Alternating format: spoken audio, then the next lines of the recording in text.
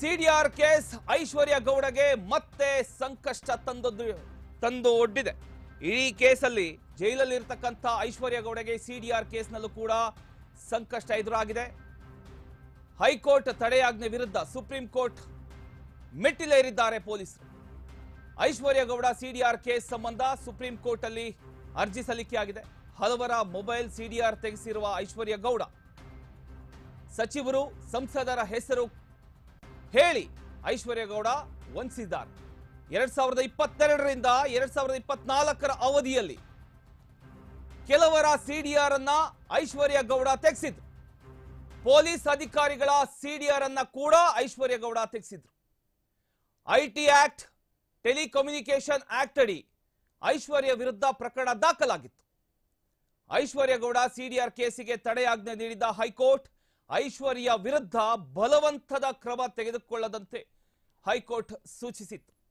High court ತಡೆಯಾಜ್ಞೆ ಪ್ರಶ್ನಿಸಿ supreme ಕೋರ್ಟ್ಗೆ ಅರ್ಜಿಯನ್ನ ಗೃಹ ಇಲಾಖೆ ಸಲ್ಲಿಸಿದೆ.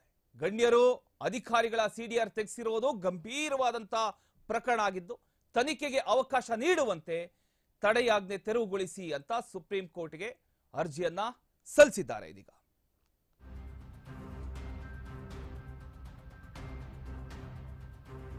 ಇಡಿ ಕೇಸಲ್ಲಿ ಜೈಲಲ್ಲಿ ಇರತಕ್ಕಂತ ಐಶ್ವರ್ಯ ಗೌಡಗೆ ಸಿಡಿಆರ್ ಕೇಸಲ್ಲೂ ಕೂಡ ಈಗ ಸಂಕಷ್ಟ ಎದುರಾಗ್ತಾ ಇದೆ. ಹೈಕೋರ್ಟ್ ತಡೆಯಾಜ್ಞೆ ವಿರುದ್ಧ ಈಗ ಪೊಲೀಸರು ಸುಪ್ರೀಂ ಕೋರ್ಟ್ ಮೆಟ್ಟಿಲೇರ್ತಾ ಇದ್ದಾರೆ. ಮತ್ತೆ ಐಶ್ವರ್ಯ ಗೌಡ ಸಿಡಿಆರ್ ಕೇಸ್ ಸಂಬಂಧ ಸುಪ್ರೀಂ ಕೋರ್ಟ್ ಅಲ್ಲಿ ಅರ್ಜಿ ಸಲ್ಲಿಕೆ ಆಗಿದೆ. ಅದರ ಜೊತೆಗೆ ಈಗ ಏನು ಕನ್ನಡದಲ್ಲಿ ದಾಖಲೆಗಳು ಇದೆ ಅದನ್ನ ಇಂಗ್ಲಿಷ್ಗೆ ಕೂಡ ತರ್ಜುಮೆ ಮಾಡಿ ಈಗ ಸುಪ್ರೀಂ ಕೋರ್ಟ್ಗೆ ಒಪ್ಪಿಸೋದಕ್ಕೆ ಎಲ್ಲಾ ತಯಾರಿಗಳು ನಡೀತಾ ಇದೆ. ಹಲವರ ಮೊಬೈಲ್ ಸಿಡಿಆರ್ ತೆಗೆಸಿರ್ತಕ್ಕಂಥ ಐಶ್ವರ್ಯ ಗೌಡ ಸಚಿವರು ಸಂಸದರ ಹೆಸರು ಹೇಳಿ ಐಶ್ವರ್ಯ ಗೌಡ ವಂಚಿಸಿದ್ರು.